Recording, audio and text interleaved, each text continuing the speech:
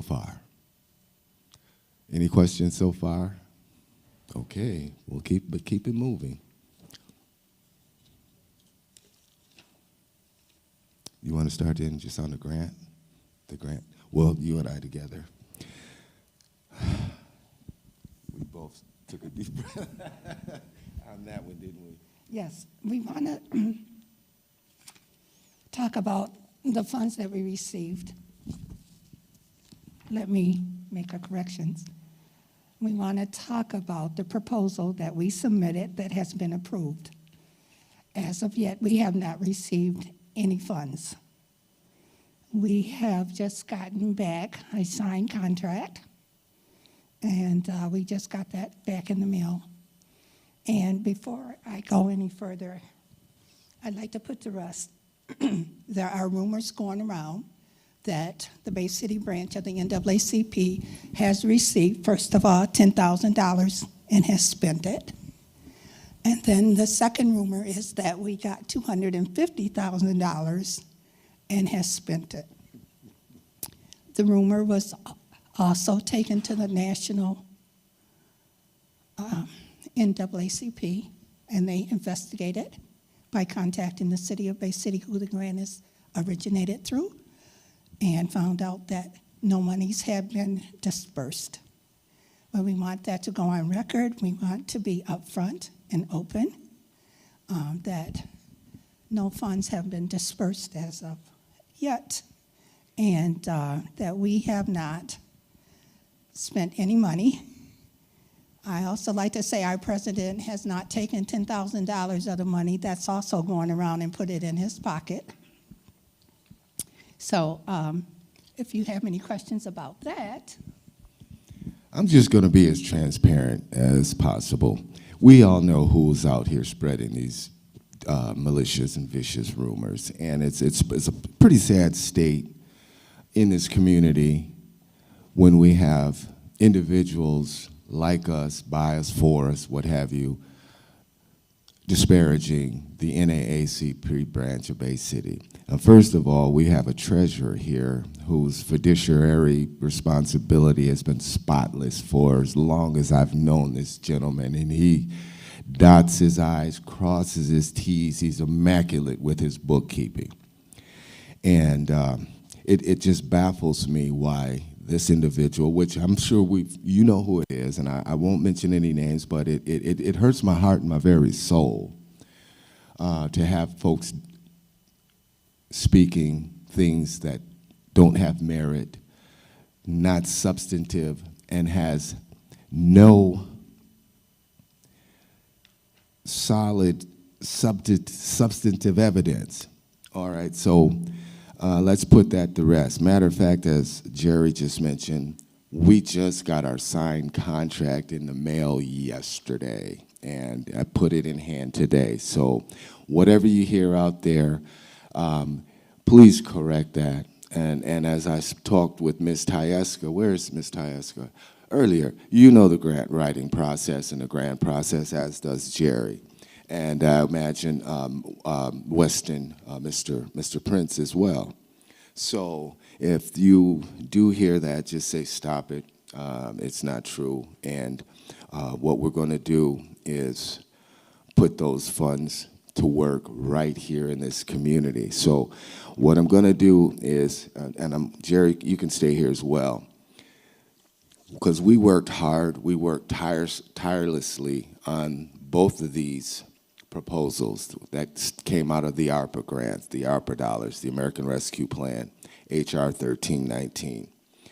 We received a total of $750,000, which I think we ought to be able to pat ourselves on the back for that, because we worked hard for that. We put together a proposal, a 40-page proposal, 14-page addendum to each one of them, and another 13 or 14-page addendum to the $500,000 branch, for a total of $750,000. And I think we as a community should be proud of that. for this organization that's historic. I know Mr. Smith and Jerry and we went back and forth meeting with the city and committees and made sure that our voice was heard for the community to which we serve, black and brown, low to moderate income, poor, the desperate, so that they would have a voice in all of this money that was being spent. And to date, the process has been probably well over, since COVID started, I would say about almost a year and a half, coming up on 2 years now. So that's how the process is. And those of you who know, going through any kind of federal grants, it's a process, and you have to trust the process. I told folks at the Bay City Commission meetings, I've even sat in on some of the county commission meetings, which we still have a grant pending there. It's not going through the foundation like others only because of conflict of interest. I sit on the board of trustees for the Bay Area Community Foundation, so we're going to go direct with the county, and hopefully in the next month or so we will receive funds to do work in the county for our communities. So just to let you know, the first $250,000 was for community, cultural, youth, and young adult engagement. As you know, COVID really took a toll on this country, this county, the city, and us as a people. You know, it kept us all bound in and all, and we did not engage. And you know, if you've grown up in Bay City, there are very few things for communities of color to do other than church and picnics. And we used to do more of that years past. But COVID did put a damper on things. So let's smile, let's put a bright, sunshiny glow on what we've accomplished and what we're going to do with that. So the community and cultural, youth, and young adult engagement proposal does three things. It addresses and puts to rest any community concerns in relation to the 2020 COVID-19 vaccines and all. And we're still going to be pushing getting vaccinated and doing those things that matter to keep our health and our community healthy and safe. Secondly, it provides the necessary outreach and financial assistance in things like the Juneteenth festivals, picnics, youth enrichment, field trips, bolstering education, mentoring, and things of that nature. Anything I'm missing so far? And again, those funds will help us all rebound with a health issue. It'll also bring us back together as a community. And what we're also asking is for the community to get involved with mentoring our youth and our young adults and inspiring them to do things, seeing historical places, going to universities and piquing their interest in education and employment and job skill training and things of that nature that has been kind of taken out of a lot of budgets over time. Do you remember when we had summer jobs here and kids could go and work for the summer? Any of you? Dale, how about you? You remember as a kid, or Ms. Pearson or Tina and Margaret and things of that nature? Well, that's part of what we put into this proposal. Doing those things and giving kids and young adults something to do over the course of the summer. Anything I missed, Jerry? You want to add anything on that? Any questions so far? Yes, sir. How will you receive the money? And do you write your blank check, or do you apply for it for each individual project you have? Well, the process as it is. Oh, okay, very good. The question was, how do we receive the money from this ARPA grant? Well, here's the process as we've been instructed and told. We have to requisition everything to the city. They will then cut a check. So if we have an expense that we have incurred, we then take that receipt or that requisition to the county financial officer. They then will take a look at that request, and then offer a check. First and foremost, it has to fall within the guidelines of this proposal. And the good thing about our proposal right now is everything is outlined on a spreadsheet of what exactly we're going to do with those dollars. So that gives us an advantage of knowing exactly what we can do, what we can't do, what's covered, what's not covered. So therefore, it lessens the opportunity for discrepancies and such. And it's been detailed.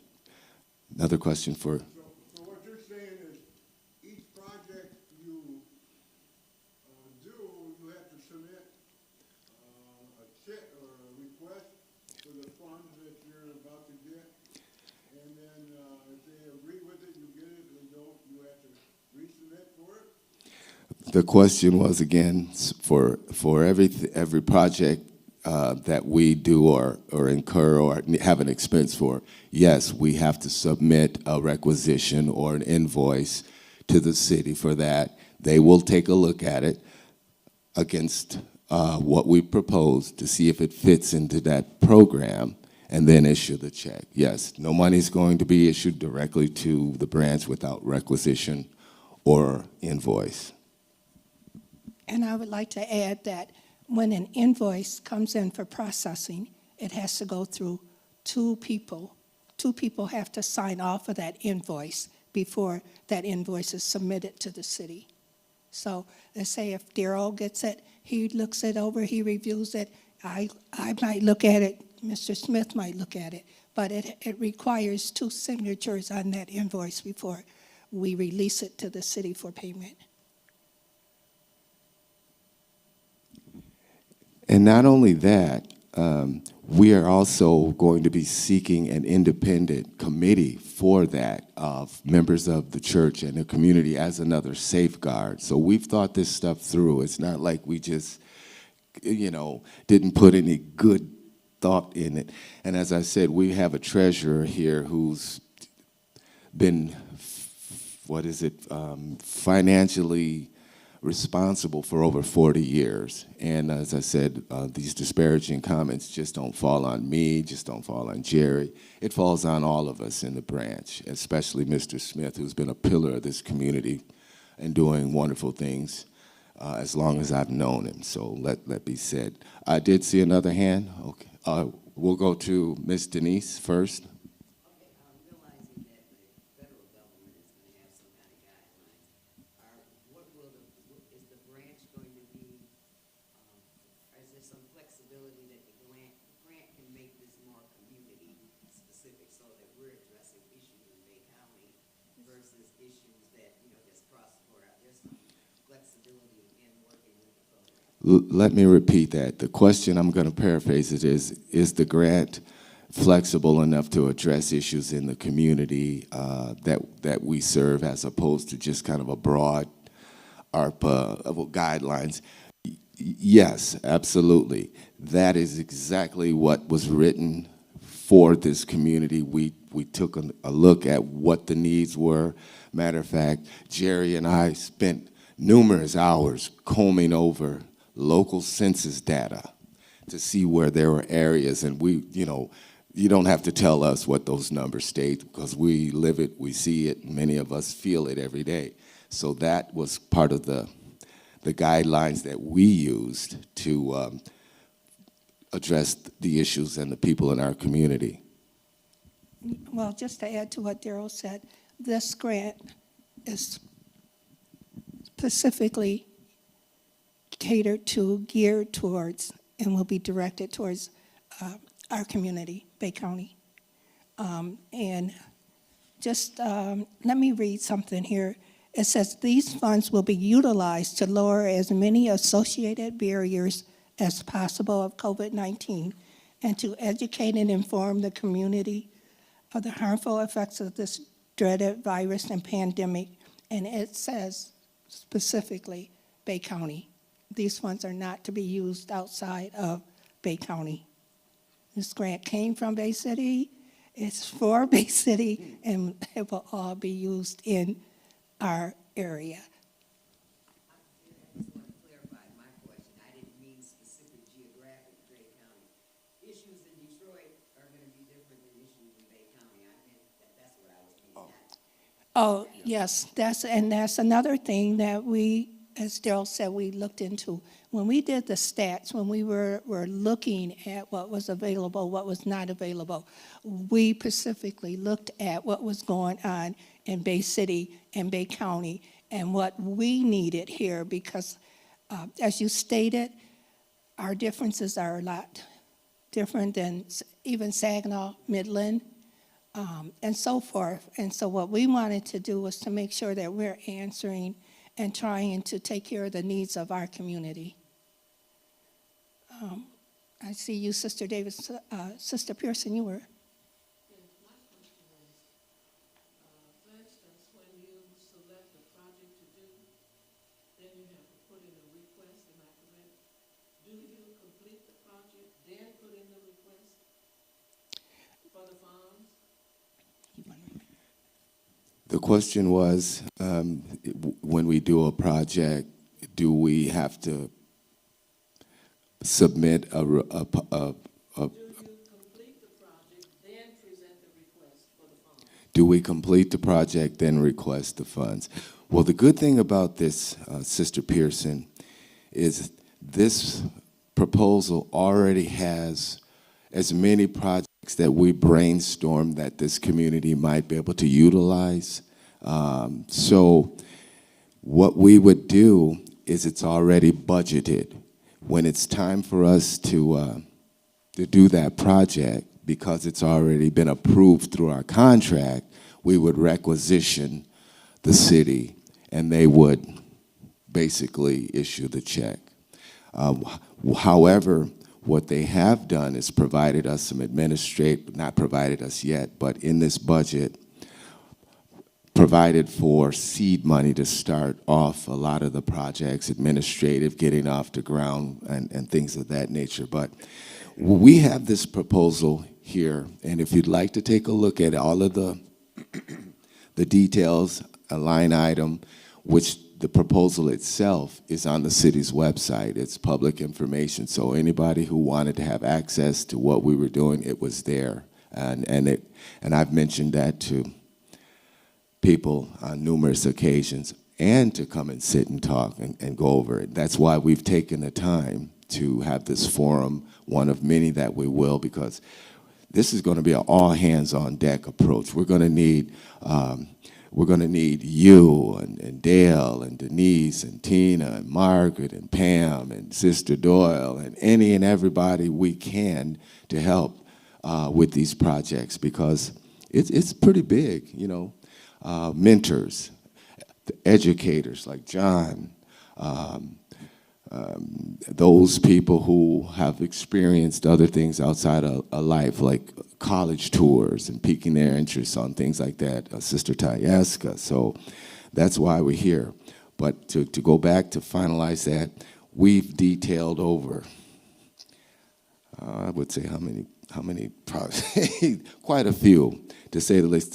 The typing is this small, but if you'd like, can you see that? Can you? Yeah, you just want to read through it. Well, I'm not going to read through it, but what we have here is, it is a budget detail. It is a line item budget, which means that we looked at everything that we thought we wanted to go into this budget, and it has a line item. And it also, it has the line item, and it has the amount of money that we thought we would need for that project. And so, like, for instance, our Juneteenth celebration, and yes, it has been approved. The Juneteenth celebration was approved to bring the community together, to lower barriers, to make people feel comfortable. So then we have our vendors there, the health department, Great Lakes Bay Health, and others that we partner with. So when we requisition funds, we look at our line item budget, and those funds are requisitioned according to the line items that have already been submitted. Did that answer your question? Somewhat, yeah. Then another question is this: is there a timeline on using the funds that's been designated for Bay County?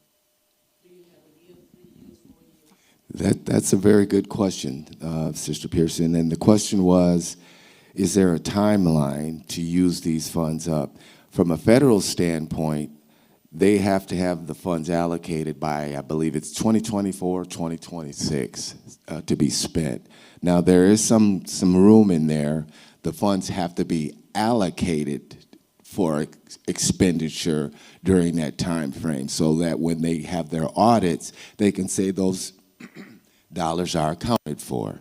So yes, and the good thing about these two proposals, which when we submitted them, we got pats on the back because it wasn't just for 1 year. Because coming out of COVID, because this has a health element wrapped into it too. Coming out of COVID, we don't know what the long-term effects are. And our communities have been affected 3 times greater than the average community. So the youth, the community cultural youth and young adult engagement is a 3-year project, which no one else that submitted proposals had multiple years in there. It was just, let's get this money and get as much as we can for the 1 year. The youth employment is a 5-year program. So we were thinking about the impact on this community. So if we got money for 1 year, we go in there and do a lot of things, and then the following year is gone and it's done, and we're back to square one again. So we're trying to do something that we can build upon, and when the community sees that these things are working, they had a positive impact, it can carry on. It could be self-sustainable for us, so we can actually go out and write other grants and seek other grants from state and federal offices to continue. Okay, Ms. Davis? Yes, have I now heard, 2 portions of a proposal equaling 250,000, or have I heard just one?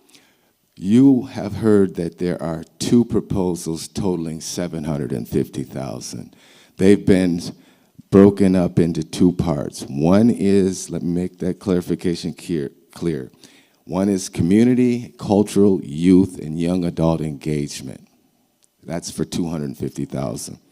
Yes, that is for things like cultural affairs like our Juneteenth festivals and youth and young adult oriented enrichment and mentoring and getting things like their skill levels up from what they missed through being out of school during COVID, because, you know, there's no excuse. Our kids are lagging behind in school, so here's where we come in with our educators and such.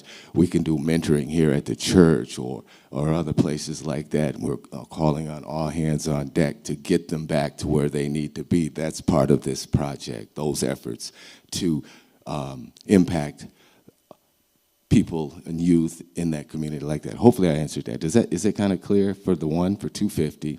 The other one is 500,000. That's strictly youth employment, summer jobs over a 5-year period.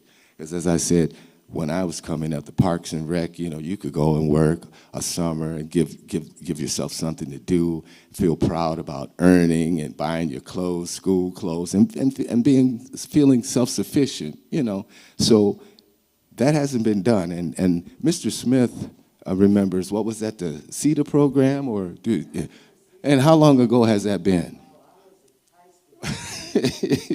Exactly. So I remember those things. So that's what this $500,000 is going to do. It's going to bring those things back that galvanizes our youth in the community, gives them some sense of you know, accomplishment and self-worth, working and getting a job skill, whether it be menial, but you got to start somewhere. But getting that training starts you to, you know, building on something better. And we can also provide that labor to people like Dale, who's one of very few minority-owned businessmen in the city. So that would provide maybe jobs for you to have a couple of students in there that's already paid for, teaching them a skill on how to do customer service and just run a business, things of that nature. Does that make sense too?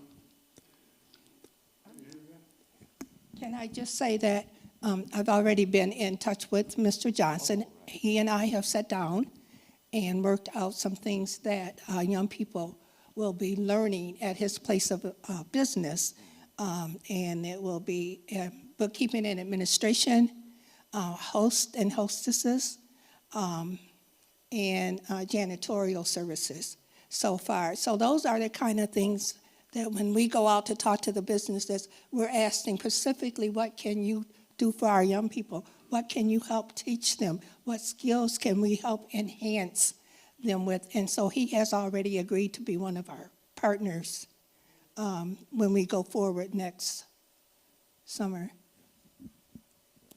Are you gonna hand out, I can hear you, are you going to give us a copy so we can look at where the money's going? So if we have any questions that, we can ask you? It's kinda hard to, I'm not correcting your word, but it's hard to, see where you're going with this, other than doing on-the-job training for different locations. I think a lot of people would wanna know where actually all the pyramids we're building. Indeed, and that's why we're here with this first forum. In theory, on a good day at a general membership meeting, you would have access to that. Because we're just in those final stages, we don't want to be too premature, if I may say, with what we're having until the ink is dried on the paper, which we just got one of our final proposals back, and we're still in the process of the final approvals for the youth program. And can I add that what we will be doing, am I going to sit here and make a copy for everybody in this room? That's not going to happen. Why? Because it's on the website. You can go to the city and pull it up. What will happen at our meetings, at our general meetings at the NAACP monthly, where you can come in and get detailed information. And if you can't wait for that monthly meeting, then you can contact a member of the executive board to get your questions answered. Now, come on, let's be realistic. How many businesses, how many companies do you know will give you a line-by-line copy of everything, especially when you can go online and pull it yourself, or when we're at your disposal and you can give us a call? I see another hand in the back. Take that. Yeah. Let me also just finish on the jobs portion. Built into this package also is using companies that are here locally, like Delta College, Dow Chemical, the city of Bay City. There's plenty of jobs that we, and resources that we can use during that summer period, getting those kids in there, because the expense is already covered. So essentially, it's an advantage for them, like an internship. Remember the internships over the years where they can go in there, they can learn, and the employer really doesn't have to bear the burden of worrying about how to pay them. So that's a win-win for everybody. That's a win-win for everybody. Okay, so we've already made contacts with, as I said, Delta College, Dow Chemical, SC Johnson, SK Siltron, the city of Bay City, the health department, the Bay City school districts, because there's a lot of things you can do. The Bay Area ISD Skill Center out there. There's so many opportunities you can't count them all at once. But those jobs will be right here, and those kids will be getting opportunities right here in the community, because the end goal is we're trying to keep our kids here, because so many go away, go to school, and they don't come back. So it's a win-win. So that's another portion here, and it's here. And if you'd like to make an appointment and sit down and talk and go over it, we'd be delighted to do that. Where did I see a question? In the back?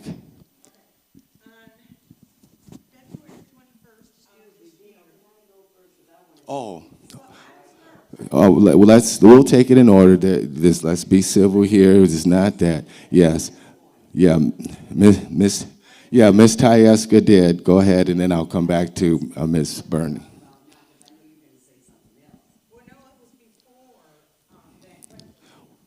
Well, we'll go here, and then we'll come back to you. I just want to commend you on your transparency, because just like United Way is run this way,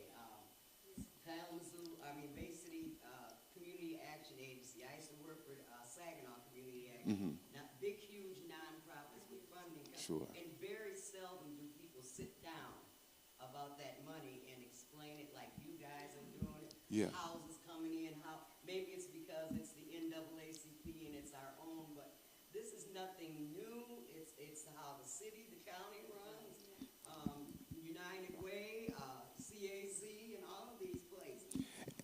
So, checks and balances, and the public is more than welcome to go online, but they have to sit and discuss with every little thing that you guys Sure. do. Right. Well, and thank you for that, Sister Tyeska. And we also have Mr. Prince from the county here, who's in finances, and you know how that works. And it's very tedious sometimes. It's a process, and there are some things that are public information, and there's some things that aren't, just like the meetings that you're going to, your financial meetings. Some of that information is going to be public, but some things aren't public information until you make decisions and such. So at this point, I'm going to go back to Miss Bernie had a question. Okay, first of all, everything, I want everybody to go to the, online Basing Michigan website. Everything that is government basing is on that website, all the agendas, all the government, issues, everything that we talk about is on the website. It is, public knowledge that has to be there. Now, when it came to the NAACP on February 21st of 2022, when the money was Which I have the agenda right here. The question she's referring to is the February 21st regular meeting agenda. I just want to talk about that. Okay, on that February 21st, 2022, $250,000 was allocated to the NAACP. Well, in the process of that, everybody, the small businesses and everything they got their money.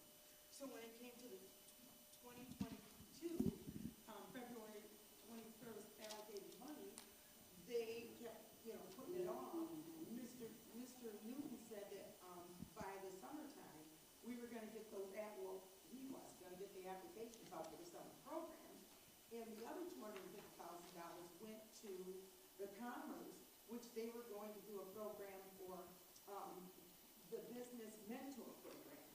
Well, they got that money, but we didn't get the $250,000 for the summer program for the NAACP children.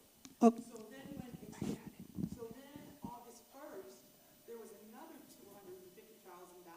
Now, the $250,000 for February that was supposed to be given for the summer programs and to start in May, the disbursement was allocated.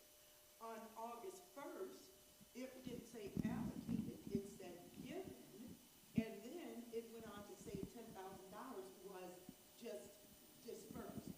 And when it said that $10,000, I'm like, okay, the $10,000 was given, but what about the $250,000? I think that, why were you giving that $10,000 and not the $250,000, but the money for Commerce, again, was given to them and more money to the small businesses? So Mr. Newton, he said, well, we were happy, which any type of money would have been happy for, was wonderful. But the $250,000, which added up for February 21st on the agenda, was allocated. Where was that? Everybody else got their money. And then another $250,000 was just given, more or less. So everybody had that day, as you can see on the agenda, the small businesses, they got their money again. The $250,000 came up. Okay, where's the money? So then I called Baltimore, and Baltimore, the NAACP, they stated, okay, we don't know where this money is going because we need to have meetings for the NAACP. We don't know who the NAACP is, the president. So Mr. Freddie May, Jones, Mr. Freddie May was the president. So with that being said, I said, Mr. Freddie May, this is Mrs. Freddie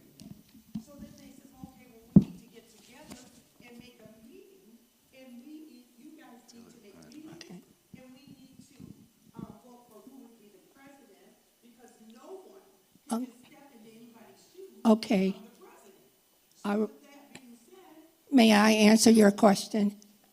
well, there's no president, there's no secretary, there's no Okay, let me answer your question. for commerce. So when I do, it's going to be a problem for everybody's going to be in trouble because I get to open the books. Oh. So with everybody being in trouble, they're going to be in trouble. So who is going to take the fall for that money? Okay, can I answer a question? And I answered this question, I addressed it, Ms. Burney, before you even got here. And that was the fact that we have not received any money. The meetings that you are talking about is when the city was approving allocations and grants that have been put before them.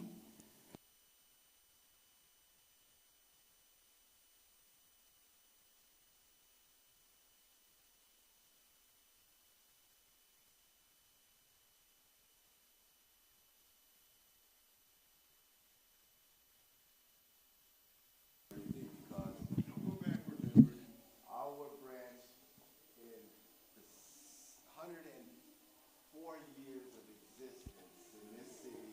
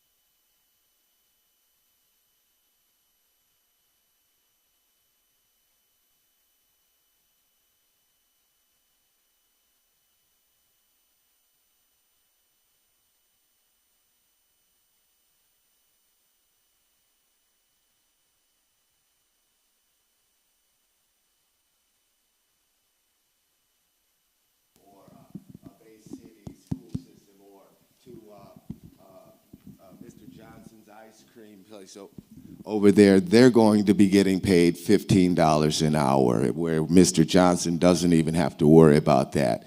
And that right there in itself is going to give a child, a youth, a young adult, some pride in, because I'm getting $15 an hour and I'm learning a job skill. I'm getting mentored by a local person in the community, or somebody at a larger company like Dow or Delta or someplace. So that's already been included in there for the summer. We're looking at maybe from the time, what is it?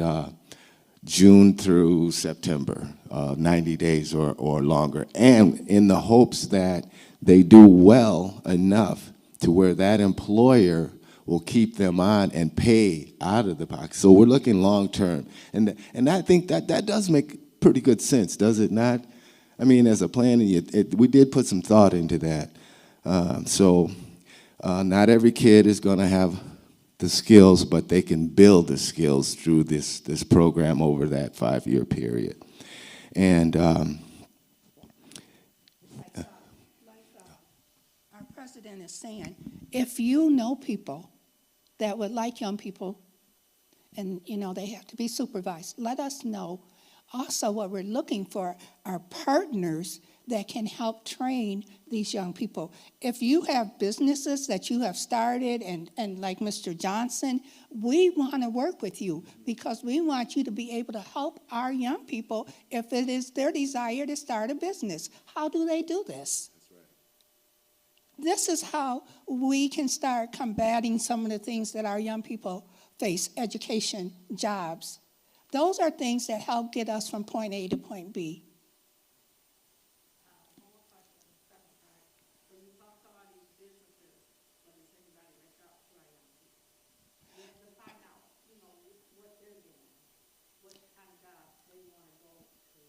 we have talked to some young people. We have a little core group that we've talked to, and to figure out what kind of things do you think young people want. Some of them just want a job. We're discouraging that. We don't want you to just have a job. We want you to have a career. Because a job is something you can get tired of. Sure. A career is something you can wake up in the morning and say, I don't want to go to work, but go, because it's your career. So these are the things that we are looking to help these young people get from point A to point B. That's why we were talking to young people. Yes, we are talking to young people. We do have some young people that are involved with us so that we can see what they want. If you know any other young people that would like to come on board, call us. Let us know. Give us their name so we can reach out and contact them.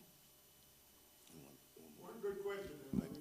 And can I just piggyback off of that? We're going to have more forums on that too as this develops and we get that final contract signed. That's, you have to trust the process. But we're going to be depending on you as the community, as those kids are going to be depending on us to do that. So we're going to need folks to transport them or even teach them job skills and job training and sit down and say, these are the things, these are the 5 qualities that any employee should have going forward in any job. First of all, positive, proactive attitude, good work ethic, just those sort of things. And it gives them some understanding on what their parents and grandparents had to do moving forward, giving that you get up every day and go to work. It's just teaching some good, sound life skills at the age where they need it. There's Trying to teach them the basics. There's 3 things that people that employ people want: the appearance, how they come forward towards their employees or the people that they're waiting on, and their time. absolutely. We can teach them the basic 3 things. They'll get a job anyplace. If you lack one position in that, it's very important that you get those 3 basic things: cleanliness, time, and the communication with whoever you're working for. So if you can do that, you're going to get a lot of people a job, because that's the hardest part we have. Right, well said. And I've already made contacts with a lot of the employers in the area, the major ones, about this project. So it's just a matter of when the ink dries on the paper, then we start the process. Again, we've been working on this, Jerry, since March of 2020. And a lot of people think that you see frustration coming out of other people who don't know, but are afraid to ask what the process is. We have been just as patient and at the same time as frustrated, but it's the process. You have to trust the process. It's the federal government, it's state government, and local government. Everybody has there's regiments in there that you have to follow. So In our case, the national, because before we could get a final copy submitted to the city, it had to go to the national branch. Right. NAACP. Their legal department had to review it. Sure. They send it back to us. We send it back to the city. Their legal department had to review it. And so we finally got the signed contract. yeah, and we've asked folks, if you want to know, come out and ask. Yes, Ms. Davis. I was about to ask the question, when is your meetings and your membership drive? How does that work? Yeah. Well, oh, absolutely. And, we're at, COVID affected us just as it affected a lot of people. We didn't have regular meetings, but we're getting back on track now. Our executive board meetings are the 4th Tuesday in each month, and our general membership, which we're starting to get back together right now, is the 2nd Saturday of each month. So we will be posting those things. And matter of fact, I do have some applications and membership stuff with that information on there, because not only are we doing this for the community, we're doing this for our organization that actually suffered under COVID too. And prior to that, because the economy and just the state of things has taken a toll on our community on a whole. So just as we're doing this for the community, we're doing it to build one of the oldest organizations in our community as well. So we're all in this together. Does that make sense? And that's why this is only going to be one of many more forums to come, because we want to pull that community in.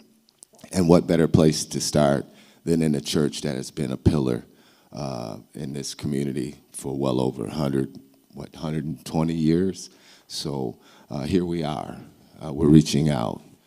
And let me also say this. I just wanted to acknowledge that this is Ms. Quinessa Miller, who's also running for a political seat, 3rd Ward, if I'm not mistaken, correct? I just wanted to make sure I acknowledged you. And the young lady that was in the back with the questions is also a candidate for the 3rd Ward Commission. So that vote will be coming up soon. So you'll have those that live in the 3rd Ward will have an opportunity to make that informed choice just by what you see and hear.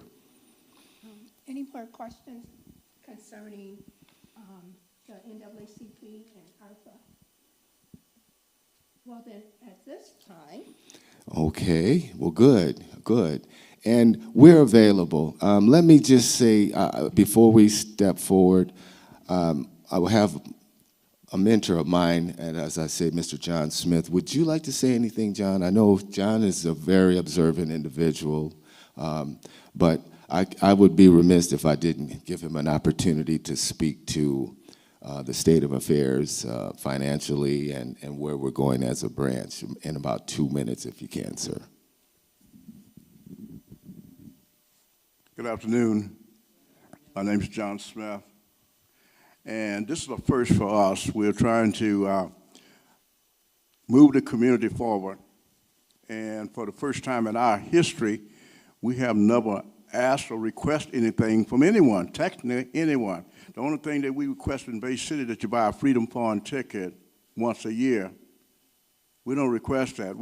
Out there, we need to stop thinking beyond that. We are taxpayers.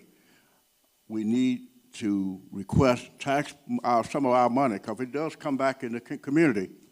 You pay taxes, property taxes, taxes on food item, a clothes item, and this is the first for us. We hope not to make any mistakes. I've been a treasurer like 45 years. I have not made one mistake I have made a mistake. I record all the money that comes into me and dish it out, write checks with the approval of the board with the NAACP board. You have to understand the NAACP is a private organization. It's open to the public, but it's a non-profit private organization. And I say that, hey, let's apply for some of these funds, because every time you have the pandemic virus, the pandemic COVID, and I said, we should apply for some of this. We should. And Dale and Jerry, they made hours working and writing this proposal, being rejected, write it again, being rejected, and they went over and over again, and we finally come out with a document that the city accepted. This is the first for us. It's like first grade, preschool, kindergarten. This is the first for us. So now, I ain't saying we're going to make any mistake. We're not going to make any mistake, okay? We're not going to lie about this. We're not going to please everyone about this, okay? And people have questions and walk out on us. We are not going to solve the world's problem of this. I'm not going to, if we just propose and spin it right, the Russians are not going to get out of Ukraine. They're not going to leave. If I could get them to leave, I would say, leave. We're not going to solve all the poverty problem in America, school problem in America, okay? It's an ongoing process. And that's what we're trying to do. We're trying to do it differently. In the past, you know, you invite the city commission, mayor, and all those people to the NAACP dinner. Why don't we go, they're elected representatives, we can go talk to them anytime we want to. And I'm tired of hearing the thing, let's talk to the police, let's talk to one another. Let's talk to one another. Let's talk to everybody who is talking sense, okay? I heard people, I support the police, do you support wrongdoing? That's what you have to ask yourself. It's not about policemen, it's wrongdoing, they're part of the community. We should talk to everybody in a kind and productive and progressive way. So I thank you for coming out. I thank Hope, I thank Dale, Jerry, and all the positive thinking peoples in this country that are willing to make America better. Better. Think about it. You don't make America great. Okay, America been great, but America has a lot of flaws in it. We can fix those problems. There's not one problem we can't fix. Race is a problem you got to fix. One day it's going to be required to fix. We've had a lot of chance to fix it every time. Like the black president, what do you call him? Monkey, ape, and all that kind of nonsense. They did that. Well, who? The Republicans. That's what they did. You can start with them and Fox News. I don't play games like, oh, well, devil, no. So we can fix that. We've had so many opportunities to fix. We had a civil war, and we had a chance to fix the race. We didn't fix it. We had slavery, and we didn't fix it. We have pain and all that stuff happen every day. So this is an opportunity for us to think differently, think out the box. It's like going to school. If you got kids going to Hannah, don't talk about bad kids going to Hannah. Go to the principal and ask them, what can you do to make it better? What can you do to make your life better, everything better? That's my thinking. What can I do to make things better, myself, personally? And when I do all the things I can, then I turn it over to God. Thank you.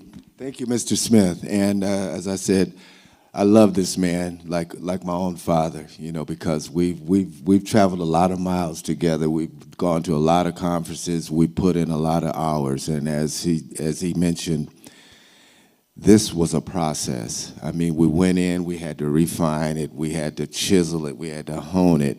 And let me say this for those viewing out there right now. This was one of the best proposals that the city said that was submitted, but we had to put in work. I mean, and for it to be a 3-year and a 5-year plan was proactive thinking, as they said, because everybody else was just getting a lump sum for that year and had no real directions or guidance. And ours pretty much is like the self-driving cars nowadays. It pretty much drives itself. All we need to do is have some people in here to monitor with us and help us push it out there and get the things done. So with that being said, we're going to continue to move on. What do you want to do? We want to talk about voting right now? Because I know, let's start with Winston Prince, Weston Prince from Bay County.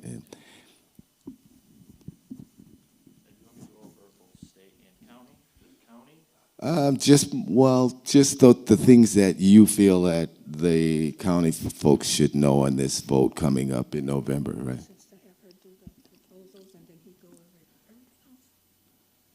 Well, right now I'm prepped for both state county proposals.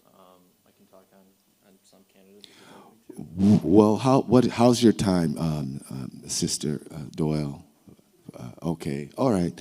So I don't know what your time was, but I thank you for being here today and stepping up. Again, these are more allies that we've aligned ourselves with in the city and the county to assist us in knowing what we need to know on the things that matter. Because believe it or not, folks don't pick up the newspaper anymore. Folks don't inquire information. So if you don't have the information, well, as Frederick Douglass says, knowledge makes a man unfit to be a slave. So this is what we're trying to do, provide as much knowledge out here to our community to keep us informed on the things that matter to keep us moving forward. So with that being said, I'll turn the mic over to you. I'm going to pull down my mask as well. So I do want to commend you to start going through the ARPA process. I've gone through it myself a few times now. It is a difficult, time-consuming process. Right now, with our land bank, we are working through the federal government, and that has been a 3-year process trying to get those funds, and we're starting to make headway, but we're not quite there yet.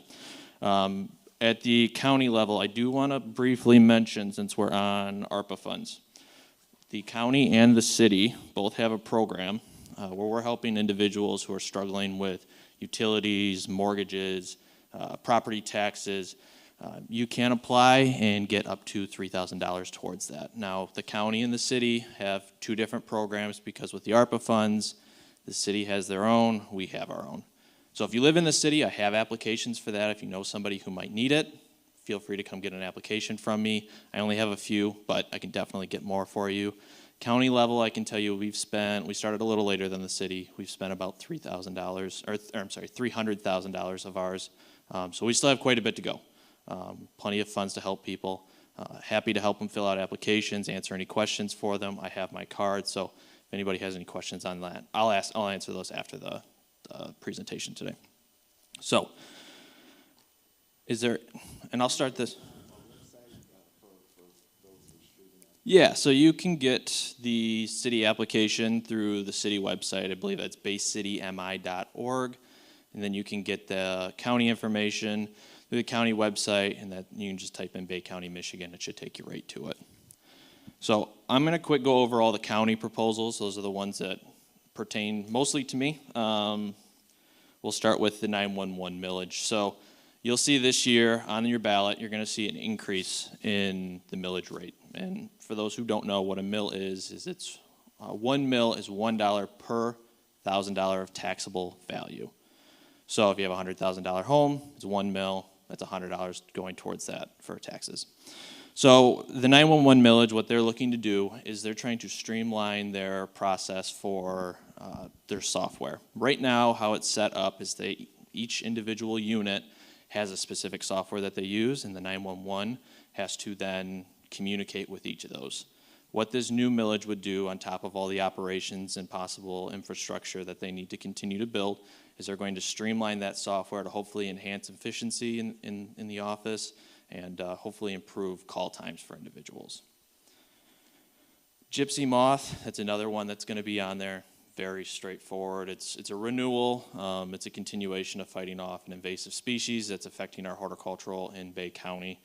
It's one that's been on the ballot multiple times before. This is a program that's been going on for a long time. I can answer some questions for you on that one, but I think for the most part, most people in Bay County are pretty familiar with what that one is. Now, the older citizens one is one that means a lot more to me.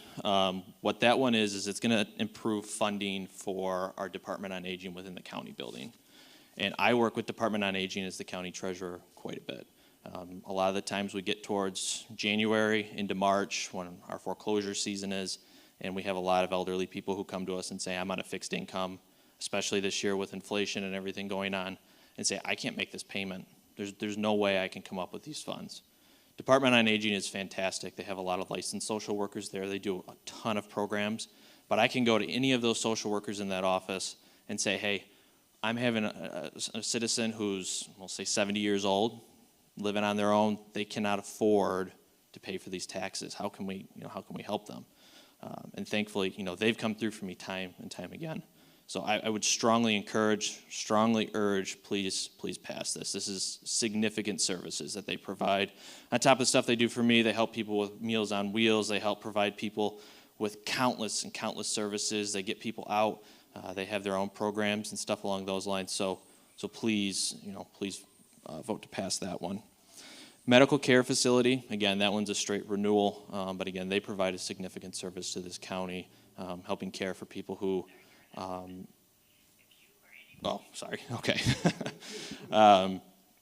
But medical care facility, they provide a lot of services to individuals who unfortunately otherwise would not receive them. and, you can go in, receive the care that you need, and hopefully, come out the other end a little better for it. So, and then the last one you're going to see on there is the state statutory one. That is the school operating. What that does, and I think a lot of people get freaked out about it, because you're going to see on there, it says, if you vote yes on this, you're going to receive up to 18 mil, the state statutory limit is 18 mils on your property. That is if it's a commercial property, it's a rental property. If you live in your home and you receive what's called the principal residence exemption, and if you're unsure, feel free to contact my office. I will make sure that you get the information you need if you do have it, or point you in the direction to make sure that you do receive it. But you get up to 18 mils on your property. What that does is that goes back into the schools to help fund those schools. So if anybody has questions on those ones, I'll stop for a second, see if any, Ms. Jerry. Because I was very confused about that, but you're saying up to 18 meals if it's a business. Yeah, so. If I own my own home, then possibly, I know you can't say, but what would that? So let's say, I'm going to use my home as an example. I live over on Green Avenue in Bay City. When I bought my home, I filed what's called an exemption affidavit, principal residence exemption affidavit. And what that does, and you will provide backup and proof to the local assessor. And what that local assessor will do, he's going to go in and he's going to say, okay, yep, I see that they live here. This, or if they have X, Y, and Z that shows that, okay, they are now exempted from school operating. So the point of this is to make it more livable, so people can come in, they can buy their home, they can establish roots. But it also ensures that, let's say John Smith, right? He owns a home over on Green. He also owns a home on Center Avenue that he rents out. That is now a commercial property in a residential zone. Now we are able to tax that and make some money for the schools to hopefully fund the schools. Does that make sense? Okay. Does anybody else have any questions on those ones? I did miss one that I think is pretty important. So the animal shelter is issuing, and you may have seen the signs around town, they are also issuing a new millage this year. What they want to do is they want to build a new animal shelter, and I don't know if many people have been to our current animal shelter. It's in a state of disrepair. It is small. What this would do is hopefully build this new shelter to meet the needs of Bay County. We've had, I believe it's an architect from Missouri, I know it's somewhere down south, come in. He has brought some ideas that what that could look like, but this would raise, I have it somewhere on here.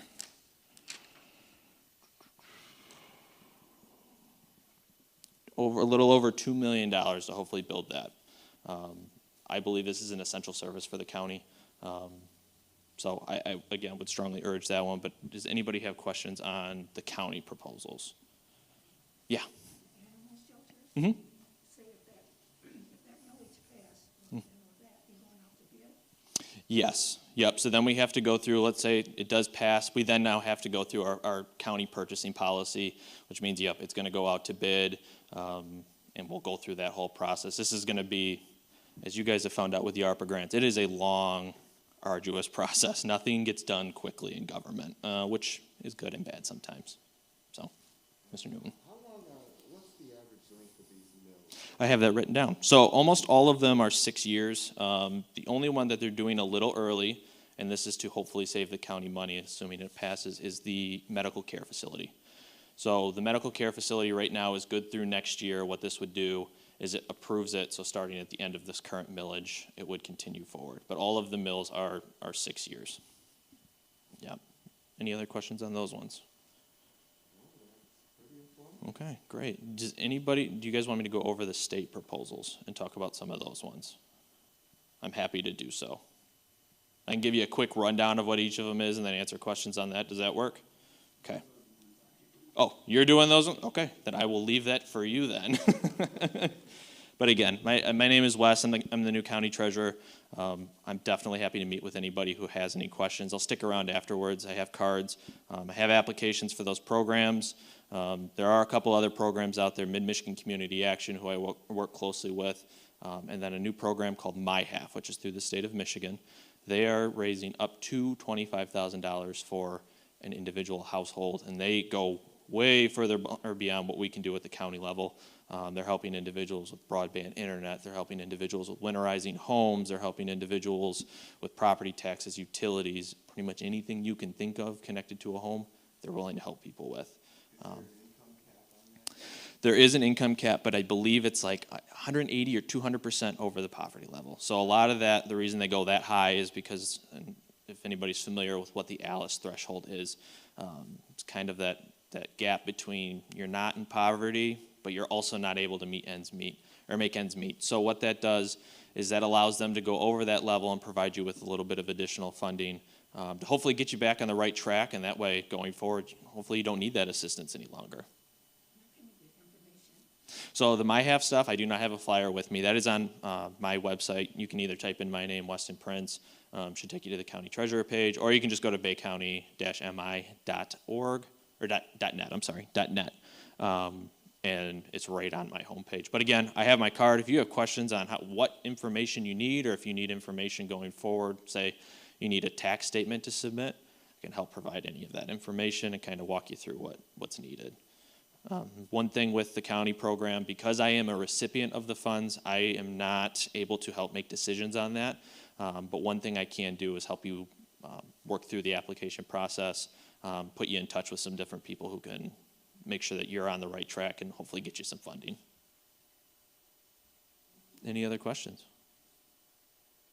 All right. Well, thank you so much for having me. I appreciate it. Turn this back over to Daryl. Thank you so much, Weston. And we'll probably post some of that information on our NAACP Facebook page as well for those individuals that are that we're streaming live to right now. Can get fantastic. Thank you. Okay, Sister Doyle.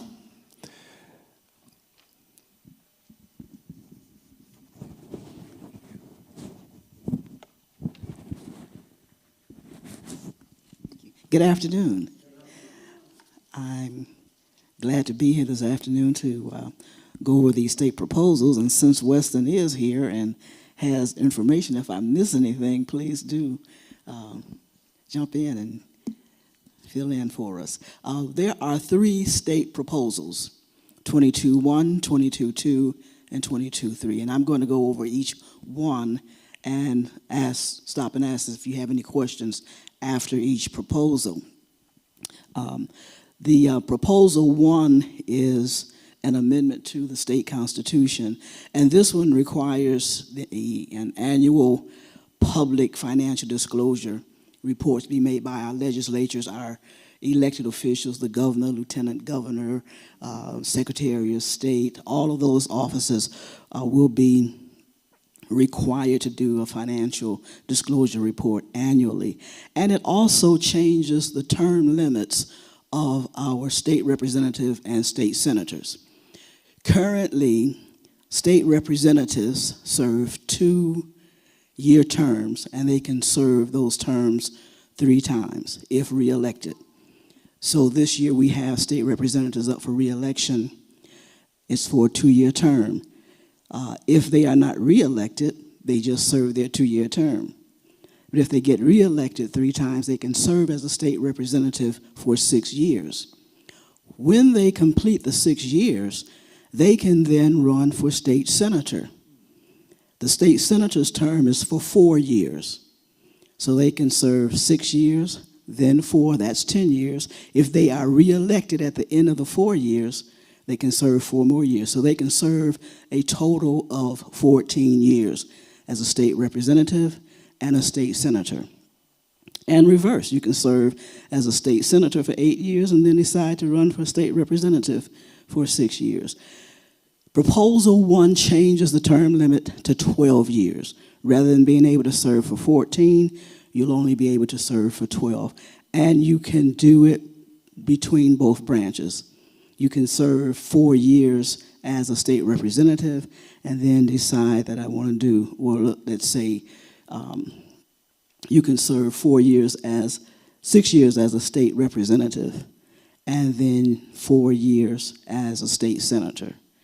But you can only serve 12 years. You cannot go beyond the 12 years. So the question on the ballot will be, yes, I want to amend the Constitution so that there is full financial disclosure and term limits, or no, I want things to stay as they are. That's proposal one. Are there any questions on that proposal? Yes. One thing really quick, we are one of two states in the entire country that do not have financial disclosure laws for their state. That's correct. What Weston said is that we're only one of two states in the United States that does not have financial disclosure. The other thing about that, too, is on the financial disclosure, what you're disclosing is not only your financial annual earnings, but you're also indicating what you plan to do after you finish office. For instance, a lot of our state representatives and state senators become lobbyists after they finish working in the state. They take on other positions, and what this does, it says that you have to state not only what you plan to do after you leave office, but what other positions are you working now in another position along with having a state office. So yes, I want this amendment. No, leave things as they are. Any questions on proposal one? Okay. Proposal two amends the state constitution to add provisions regarding elections. You may recall earlier in the year there was a petition drive called Promote the Vote, and Promote the Vote was a petition in answer to Secure the Vote. The Secure the Vote petition did not make it to the ballot because it did not meet the requirements to get placed on the ballot in time. But the Promote the Vote proposal is on the ballot, and what it does, it basically there are several bullet points that I want to indicate. First of all, it allows 9 days of early voting.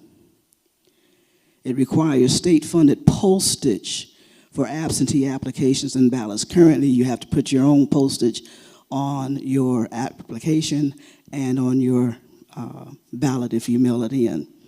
It requires a state ID to vote, but it allows voters who vote without an ID to sign an affidavit attesting that you are who you say you are. You can go ahead and vote. It allows public sources and charities to fund elections subject to disclosure rules. In other words, who's putting in money to support whatever is being voted on. It allows voters to register for absentee ballots for all future elections. If I want to vote absentee for the rest of my life, I only have to apply for that one time, and they'll automatically, every election cycle, I will automatically get a ballot. That was in place, and then got stopped. So now every time you want to vote absentee right now, you have to turn in an absentee application. It also requires military and overseas ballots to be counted if they're postmarked by election day, and it requires ballot drop boxes for every 15,000 voters in a municipality. It establishes that post-election audits can only be conducted by state and local officials, only be conducted by state and local officials. You may recall, for instance, in Arizona, that private companies were brought in to do audits, and this proposal would not allow that here in Michigan. It requires canvassing boards to only certify election results based on official vote counts. That is proposal 22-2.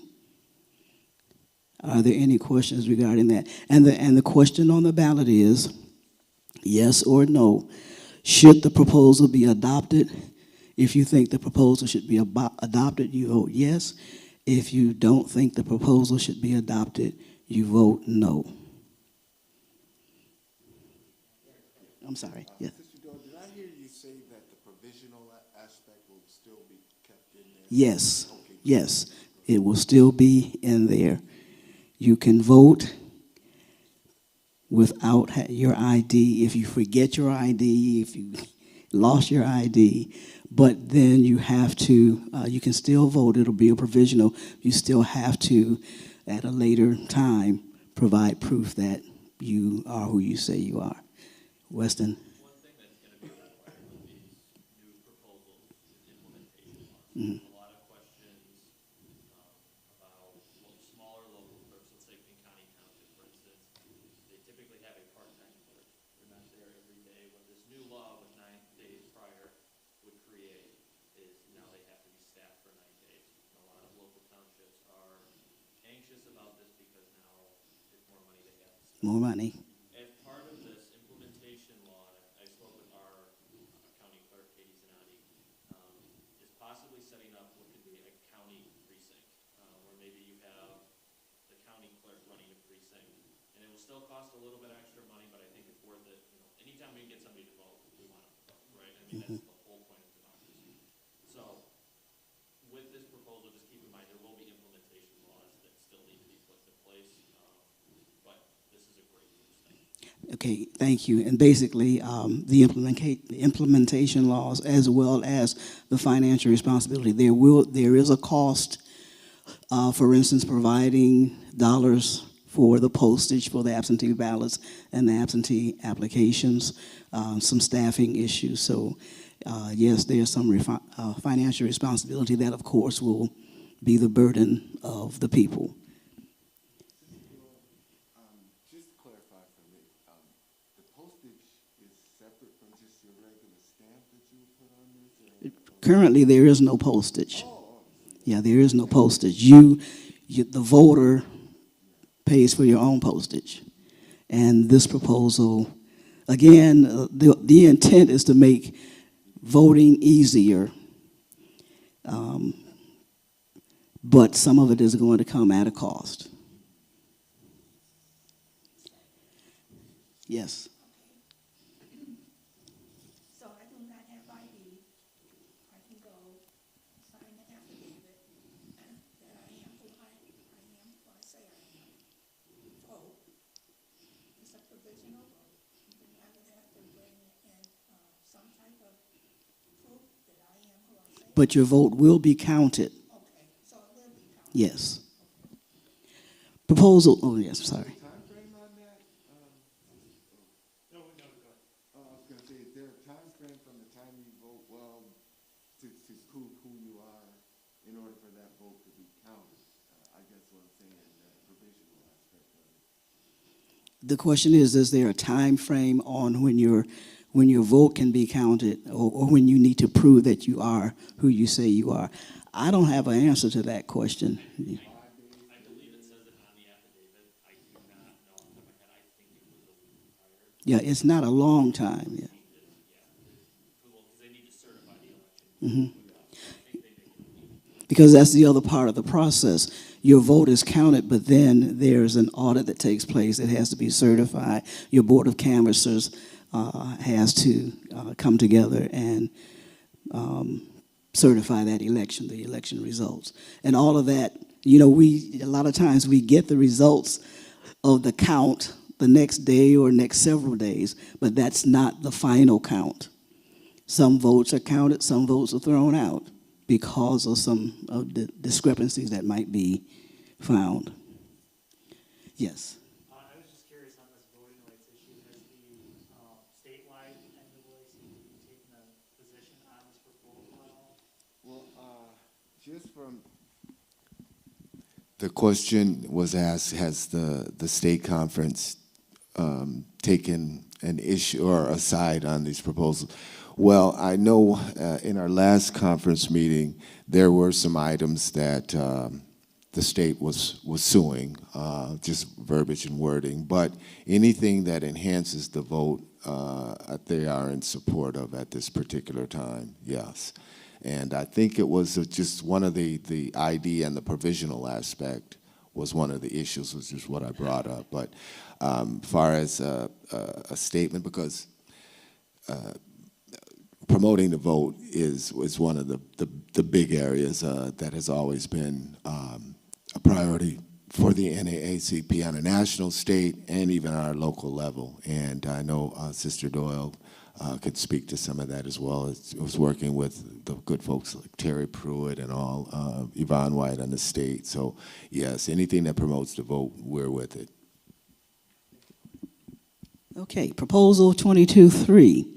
And I'm going to read this proposal exactly the way it is on the ballot, and then we'll discuss it.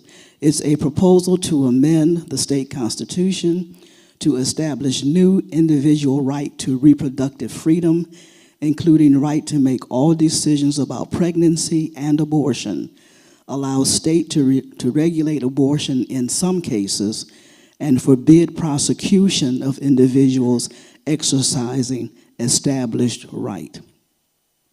So it's a reproductive rights issue. It's not just an abortion issue, it's a reproductive rights issue. Right now, since the Dobbs version and the overturn of Roe v. Wade, the state of Michigan its 1930 law is back on the books because Roe v. Wade eliminated that, but now Roe v. Wade is gone. We're back to the 1930. And 1930, abortion in Michigan is illegal. This proposal overrules that law. And not only that law, but it states that if you are involved in any type of assistance for someone who may want an abortion, you can be held legally responsible.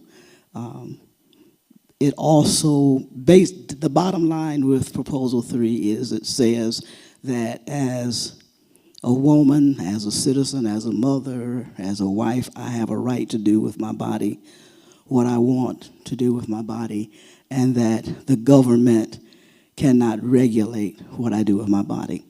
So the question is, should this proposal be adopted? And you have two choices, yes or no. I've seen signs that say that this proposal is too confusing and too extreme. So if there's some confusion that needs to be cleared up, we can ask those questions now. Yeah.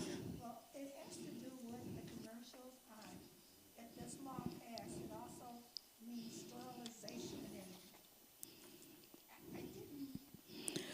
Oh, there's a myth out there that your children can be sterilized without your permission. That's not a part of this proposal. No. Yeah. What the other side is trying to say is this gets rid of parental consent. This does not get rid of parental consent. No, it does not. There needs to be a system in place, and there currently is a system in place, and I talked to Judge Karen Tye, who was our probate judge for years and years. If there is a situation of rape or incest, there is an option through the courts where you can go before this probate judge and state your case. There is a lot of stuff you have to go through in order to do so. You have to go through testing, you have to go through counseling, you have to be appointed a guardian to the state. But there are things in place for a reason. But this does not remove parental consent. And this also does not provide abortion on demand. In there, you did a great job mentioning that, talking about the viability of the fetus. What Roe did is it prevented from the first trimester. The state can then regulate after the first trimester. So this would put Roe back in the forefront, codify it in a state constitution. And let me just read a little bit of a summary of this. This would include all decisions related to abortion, as well as prenatal care, childbirth, postnatal care, birth control, sterilization, miscarriage management, and infertility care.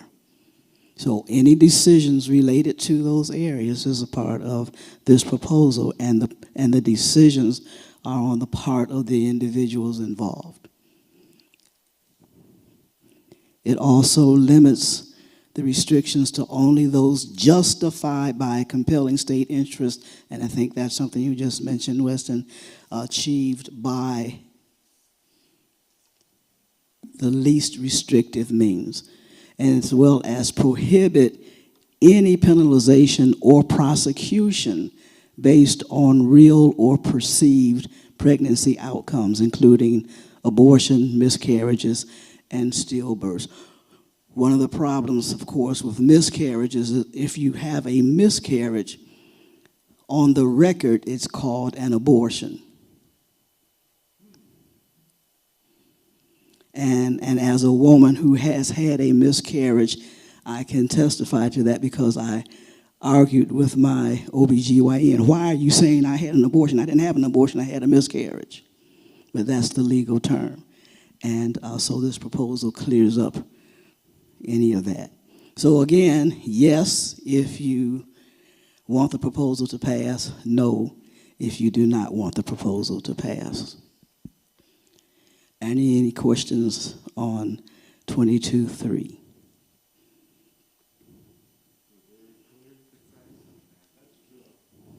Yes.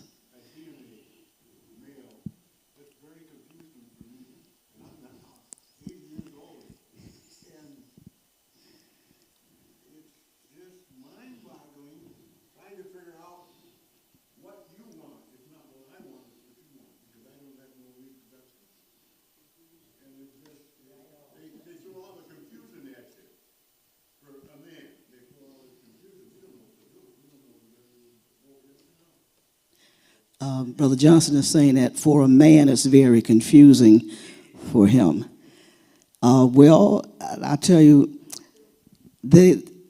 I'll just say this. Maybe I'll say it humorously, but sterilization is in there, and I don't know if that's for a man or a woman, but it's in there.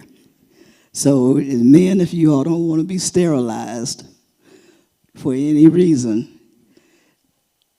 you have the option to vote yes or no on this proposal. Okay, great. You're welcome. Yes.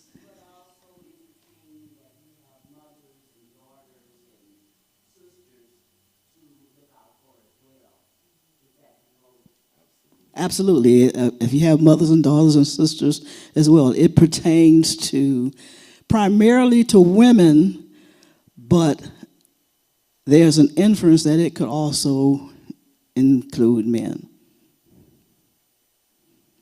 And also, it gives the husband, the wife, the parents, the right to decide what goes on in their home and in their relationship. If you explain that to men the way you explain that to me, I think a lot of people would change their mind. You can go tell them now. I mean, you know, we don't think of it that way. We don't break it down. And I knew you were going to go that way. That's why I asked you the question. If a lot of gentlemen would have their wives or girlfriend tell them that the way you told me, they would change their mind very quickly. Very quickly. Okay. Our mind is just, I'll leave it alone. Well, you know, our jobs as citizens is to not just share the information as Weston has done, as I've done, as the NAACP has done today, but once you get that information and once that information is clear to you, then you take it and you share it with others. If there's a lot of confusion and there is a lot of talk, then you have the opportunity to clear it up. In some cases, people are going to believe what they want to believe and vote the way they want to vote, and that's fine because that's what you're going to do. Your vote is your vote. Okay, anything else? Yes. I just want to make one comment. There's one side of the argument that's been using the idea that it doesn't specify adult versus individual, and I just want to specify that every right in our Constitution says individual. It doesn't specify between adult or minor. It's usually implied that minors have restricted rights because they're minors. So, and this is no different. It does not take away parental consent from minors versus adults. Adults and minors have restricted rights. So I just wanted to make sure that point was. Okay, great. Well, I think I'm done. Thank you. Thank you, Sister Doyle. Fantastic job. Fantastic job. So with that information, for those that we're streaming to online, take all of that great information, process it, and vote your conscience. And we all know the best way to vote. Now, I think we're almost there. I will make an announcement, and I may, Miss Quinessa Miller, my heart says I would like to you to introduce yourself and come up and state what you're doing for your run for office, and let the folks know a little bit about yourself. Would that be okay? 1 minute or 2 minutes? Sure. And while she's coming up, I just want to let those that are viewing on the streaming, we do have our 65th annual Freedom Fund virtual event. It used to be banquet, but we're going virtual again this year on the 6th of November. That's Sunday from 6 to 8. And you can actually go to our NAACP Facebook page and register, or is that just our registration page, or go to the social networks, and I think Pastor Smith will have it on the church's page where you can register for that event. This year we have a theme of fighting the good fight for independence and not dependence, and that crosses the board on everything that you could perhaps think of, like they say in the struggle for civil rights, social rights, medical rights, reproductive rights, and that's, I think, important. And our keynote speaker is going to be Dr. Pam Ross McLean, who is now the Chief Officer of Community Building, Belonging, let me get this right, Chief Officer of Culture, Community Building, and Belonging for Delta College, and she's very insightful because we have been promoting diversity, equity, and inclusion now more than ever. I mean, we've talked about racial equality, but we have to also start talking about the equity in anything from employment to health, and making decisions on our own, being independent than dependent on the system, because we all know how systemic racism works and how the system discriminates against women, people of color, and things of that nature. So I think she'll be very insightful on her comments. And with that being said, oh, yes, yes, yes. And let me commend Pastor Smith. Ever since coming in and keeping things flowing with the history behind my fallen pastor, Pastor Doyle, is continuing to do great things with this church here. We are hosting, along with Pastor Smith and Historic Second Baptist, a COVID influenza vaccine clinic on Thursday, the 17th of November from 12 to 4 p.m., which will be giving flu vaccines, the latest booster, and COVID shots. So we're still trying to keep everybody healthy and keep 12 and up, keep everybody healthy and keeping the best interests of our community at hand. So, question. That is a partnership with the Great Lakes Bay Health Centers, which we've already worked with as many partners, and hopefully we will be working with Joel again over there at the Bay County Health Department. Pfizer and Moderna. Mm-hmm. And the new booster. I'm not sure. I know I try to stay boosted up, but there's a new booster that I encourage everybody to get. So without further ado, Ms. Miller.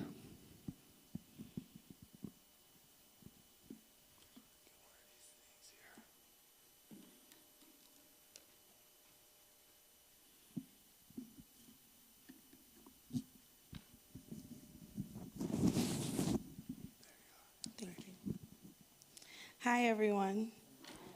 I am Quinessa Miller, and I am running, well, I'm actually going in as a write-in for the 3rd Ward Commissioner in this upcoming November 8th election. My goal is just to be a voice between the community and the government. I was born in the ward, and there's a lot of things that I see that could be fixed. And I feel like we need someone that could positively speak on those issues and work with the other commissioners throughout the city in order to get some of those things done.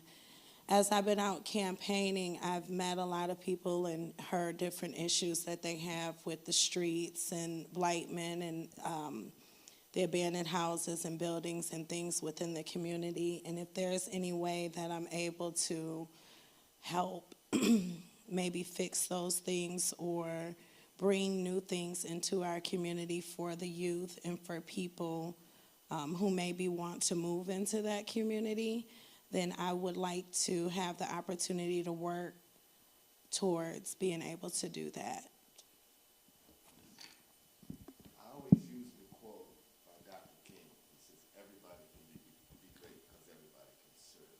What was your motivation to run as the younger generation to serve?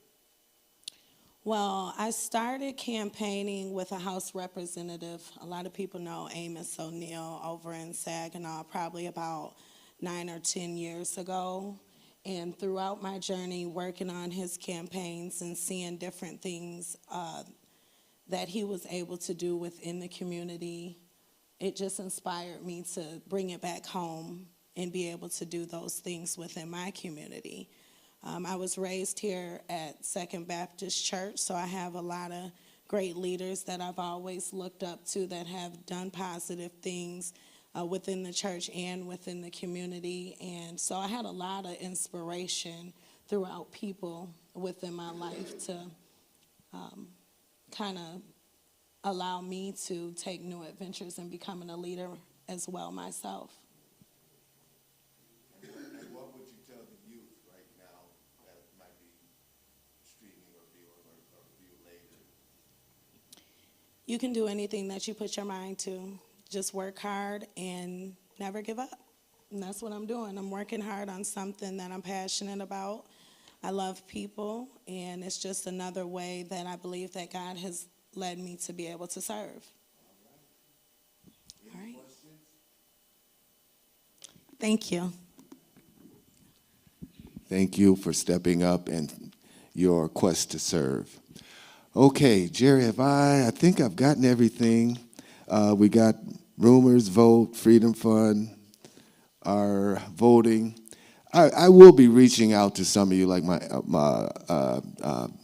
Mr. Johnson and some of those that were here, Sister Pearson, for our nomination committee, because we still need 4 people to do that. And hopefully I'll be calling and reaching out to you here shortly. So other than that, I think this is a wrap. And I thank those who are streaming or viewing on the church's Facebook page. As always, the NAACP of Bay City is here for you. We're only as good as we are, and I would love and appreciate and thank Pastor Smith for allowing us into the sanctuary to host these events and many more to come. So as the community grows, as the branch grows, so shall we all grow together. And I thank you all, and have a great day. Go green. Yeah, go blue too.